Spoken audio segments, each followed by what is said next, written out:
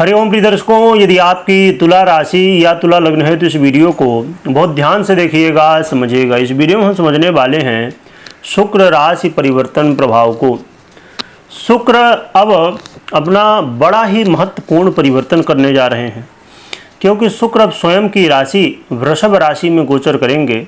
वृषभ राशि के अधिपति स्वयं शुक्र ही हैं, इसलिए शुक्र का यहाँ पर गोचर करना अपने आप में बड़ा श्रेष्ठ है। और आपके लिए, तुला वालों के लिए बहुत श्रेष्ठ इसलिए भी हो जाता है क्योंकि आपके लग्नेश बनते हैं। यदि आपकी तुला लग्न है और यदि आपकी राशि है तो आपके राशिश बनते हैं, इसीलिए ये परिवर्तन अच्छा फल देगा, बुरा फल देगा। क्या उपाय करने हैं, क्या सावधानियां रखनी है, सभी कुछ हम जानेंगे विस्तार से। बहुत ध्यान से देखिएगा। सबसे पहले आइए हम ग्रह स्थितियों को समझ लेते हैं, क्योंकि हमें क्या कैसा देखने को मिलेगा प्रभाव, उसको समझने के लिए कैसी ग्रह स्थिति है इसको समझना भी जरूरी है। तो शुक्र वृषभ राशि में 29 जून से गोचर करना शुरू करेंगे और 26 जुलाई तक गोचर करेंगे। तो ये लगभग 25 से 26 दिन, 27 दिन का समय है।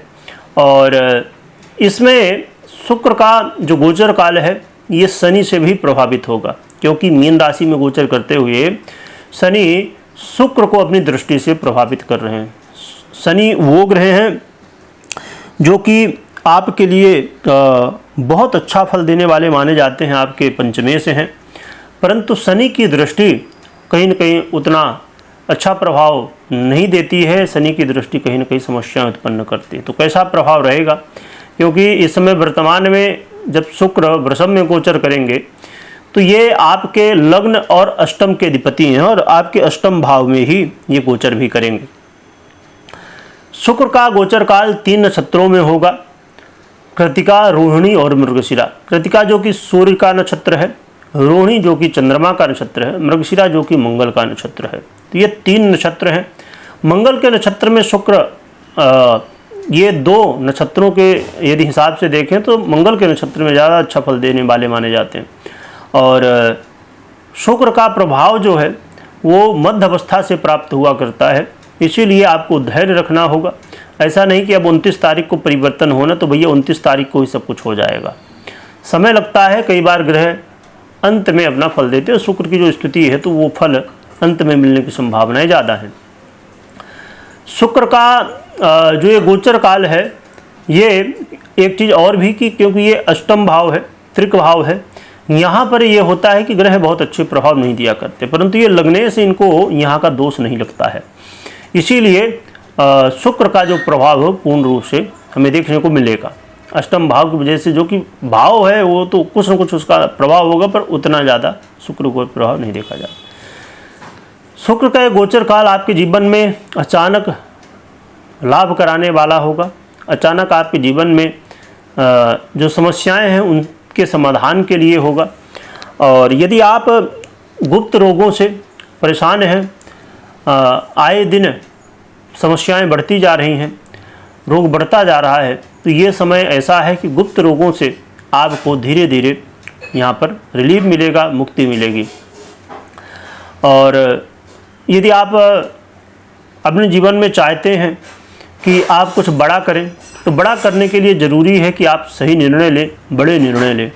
तो ये वो समय होगा जिसमें आप बड़े बड़े निर्णय लेंगे, जिसकी वजह से आपके काम सफल भी होंगे। इस समय आपके जीवन में मान सम्मान में वृद्धि, यश प्रतिष्ठा में वृद्धि भी देखने को मिलने वाली है। आप गुप्त धन प्राप्ति के लिए भी यदि आप प्रयास करते हैं तो उसके लिए अच्छा मौका है, अचानक गुप्त धन की प्राप्ति होगी। और विदेश में यदि आप अस्थायी रूप से निवास चाहते हैं, क्योंकि बहुत सारे लोग हैं जो विदेश यात्रा करते हैं फिर वहाँ पर स्थिर रूप से यानी कि हमेशा रहना चाहते हैं हमेशा के लिए, तो वहाँ हमेशा रहने के लिए वहाँ की नागरिकता चाहिए। वहाँ के बहुत सारे हरेक अपने अपने देशों के अलग अलग कंट्री के अलग अलग कानून होते हैं, नियम होते हैं, तो उनको पूरी तरह से फॉलो आपको करना होता है, तभी आप रह पाते हैं। तो उसमें कोई न कोई बाधाएं आती रहती हैं। तो यदि ऐसी कोई समस्याएं हैं कि आप विदेश में रहना चाहते हैं अस्थायी रूप से, और उसमें कुछ चाहे वो लीगल प्रॉब्लम हो या जिस तरह की भी, तो ये समय है जिस समय इससे आप बाहर निकलेंगे और विदेश में स्थायी रूप से आप रह सकेंगे। आपके घर परिवार में यदि आए दिन वाद विवाद कलह का माहौल बना रहता है, ये अब धीरे धीरे दूर होगा और घर में आपस में प्रेम व्यवहार बढ़ेगा। आपके वाणी में एक बड़ा ही एक ऐसा आकर्षण जिससे लोग प्रभावित होंगे, तो ये भी देखने को मिलने वाला है। आपके बैंक बैलेंस में भी वृद्धि होने वाली है, तो बहुत ही अच्छा प्रभाव। एक चीज़ और भी, जैसे कुछ राशियों के लिए मालव योग भी बनने जा रहा है, क्योंकि शुक्र स्वयं की राशि में होंगे तो मालव योग भी बनता है। परंतु तुला वालों के लिए मालव योग नहीं बना, पर मालव योग से कम भी नहीं है, क्योंकि स्वयं आपके लगने से हैं और स्वयं की राशि में ही ये गोचर करेंगे, इसीलिए बड़े ही दिव्य प्रभाव आपको देने वाले हैं।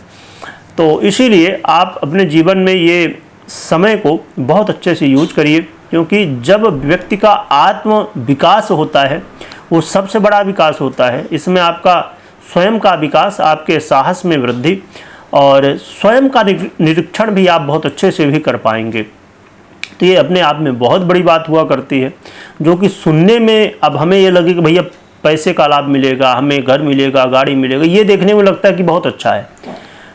और आत्म विकास होगा, इससे क्या होगा, जब आप अब किसी भी व्यक्ति को, यदि अब समझिए कोई आज 50,000 रुपये कमा रहा है, पर उसे 1 लाख रुपए कमाना है, 5 लाख कमाना है, 10 लाख कमाना है, तो सबसे ज़रूरी क्या है, ज़रूरी ये है कि वो आत्म विकास करे।